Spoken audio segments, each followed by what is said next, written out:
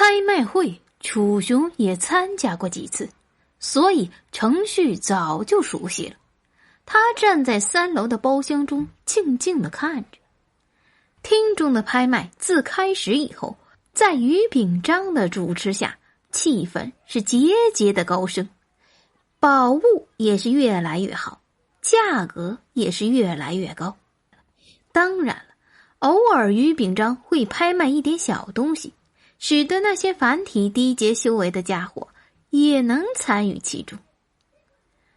一晃半个时辰过去了，楚雄瞟了瞟身旁的徐胜和王老。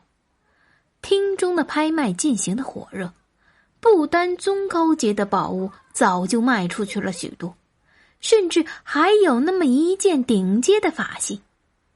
可是徐胜却是一直神情淡然，仿佛所有的拍品他都看不上眼。楚雄想了想，这也不奇怪，徐胜是百寿斋的少主，他自己用的全都是顶阶宝物，丹药也不知道有多少。下面拍卖的东西就算是好，又怎么可能比他储物袋中的宝物更好呢？楚雄虽然看上过几件宝物，但是苦于储物袋中没有灵石，所以也就没法拍卖了。更何况他现在是徐胜的灵兽，也不方便自己出手参与拍卖呀。算了，我现在的目标就是好好修炼，提升自己修为，法器都是外物，不急于一时。楚雄轻松了口气，自我安慰着。正在这时，于秉章的声音再次传入了楚雄的耳中。楚雄的耳朵动了动，他发现了一个他注意很久的东西出现。顺风耳神通。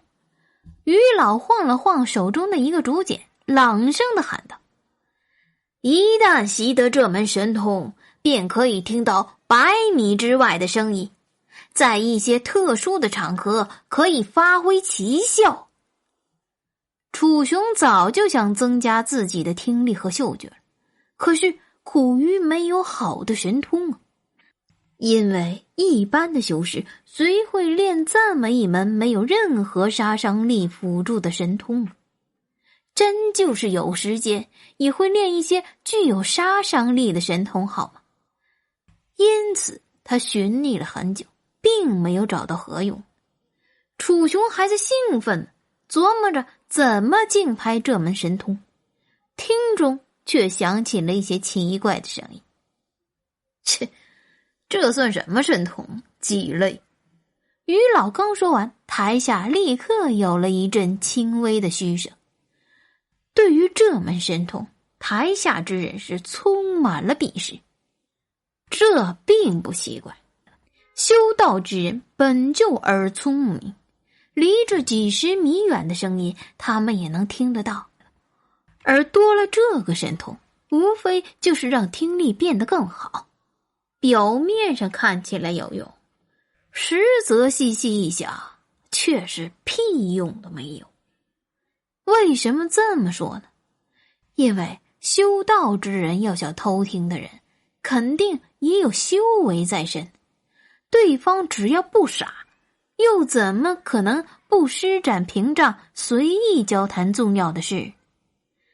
于是参加拍卖会的人本来还有些想法的，可是细细的一想，便又觉得没用，所以也就淡了心思。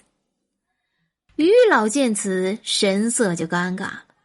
如果是在外面，有人当着自己的面说这种话，他非得让对方知道厉害。可是今天是他组织拍卖呀，不好去找客人的麻烦，只能暗气暗憋。他深吸了口气，顺风耳神通，等阶不详，15枚中阶灵石。一般的神通可以根据威力判断是什么等阶的神通，但是这种辅助的神通就是难了。因为辅助神通效果的大小与神通自身没什么关系，而是与使用者本身的实力有关。使用的修为越高，这门神通的效果越好；使用者的修为越低，神通效果就越差。因此也就没有什么等阶之分了。对于这种十分鸡肋的神通，直接报价15枚宗阶灵石，听中之人又不是傻子，谁会买这个单？于是热闹了许久的流溪拍卖会难得的安静了下来。于秉章见此事心情激荡，有些尴尬。他好久没有遇到这样的情况，此时的他也不禁有些愤怒。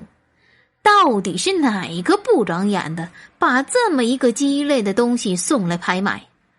他在心里已经打算好了，要是这个东西没处理掉，回去之后一定找收这个家伙的好好的算算账。15枚宗阶灵石。正在于秉章左右为难的时候，一个天籁之音响彻了松阳楼，也救了于秉章。成交！于秉章根本来不及感谢此人，直接一口价就结束了拍卖，生怕对方反悔。拍完之后，他这才顺着声音的方向缓缓地抬起了头。声音传来的方向不是1楼，也不是2楼，而是3楼。能够在3楼开包厢的，不是实力够强，就是身份够高。无论是前后哪种，都代表着眼界。而这种人为什么会买一个鸡肋的东西呢？于秉章有些懵了。不单他懵，厅中的众人也是一脸的茫然。他们也听到了，这件东西竟然被3楼的人给买了。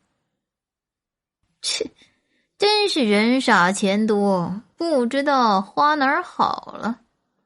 一名坐于厅中的公子哥打扮的人轻轻地摇了摇扇子，面现了讥讽之色。应该是哪家出来的公子，第一回参加拍卖，觉得新奇，买着玩吧。一名老者摸了摸胡须，猜测着3楼买主的身份。有钱人买东西就是不一样，有用没用的不重要，只要喜欢。又一个人眼神闪动，有些羡慕的望着3楼的包厢。大厅中的人是议论纷纷，对着3楼买家充满了各种的冷嘲热讽。还有极少的人坐在自己的位置上，盯着于秉章手中的顺风耳神通，却是有些懊恼。在他们看来，既然3楼觉得这门神通好，那么一定是3楼的人发现了顺风耳神通的独特之处。他们可不认为能够做到3楼参与竞拍的人脑筋有问题，更有可能的是3楼的高人独具慧眼。而此刻坐在3楼包厢中拍下这枚神通的人也有些错愕，他也没想到第一拍就拿下了目标。兄上，你说这枚神通能够提高你的实力，我才拍下来的，希望你不是看着我钱多故意哄骗我。这个人正是楚雄名义上的主人徐胜。这门神通确实对我十分有用，放心吧。楚雄脑中回道。他看着于秉章手中的顺风耳神通，是心下大喜。这门神通对于其他人来说自然是十分的鸡肋，但是到他的手中却能使他如熊添翼。原来事情是这样的，楚雄知道自己储物袋中没有灵石，于是主动找到了徐胜。徐盛知道下面顺风耳神通能够提高楚雄的实力，自然不会吝啬，这才有了刚刚那么一出。